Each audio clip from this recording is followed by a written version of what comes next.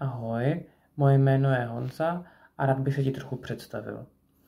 Matematika mě bavila už od základky.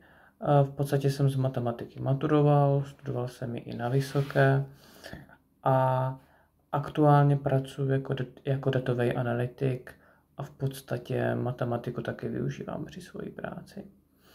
Doučování se věnuju už několikátý rok a mám za sebou spoustu spokojených studentů. A to jak ze základky, ze střední školy nebo z vysoké.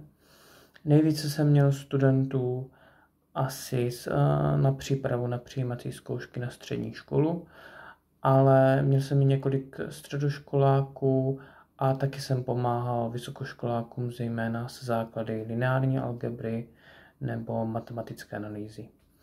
Při doučování se snažím klást důraz hlavně na porozumění, aby si studenti dokázali přijít na řešení problému sami a čímž se vlastně stává to, že je to i mnohem víc baví.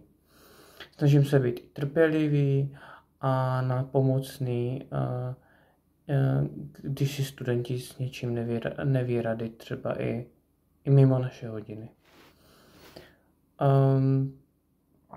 Co mě naplňuje, když vidím, že se studenti zlepšují a dělají pokroky.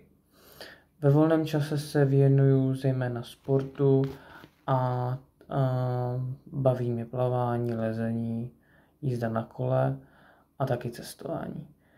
Pokud máš tedy zájem se posunout nebo zlepšit, nebo prostě pomoct s nějakými příklady, tady je vědět a můžeme se domluvit.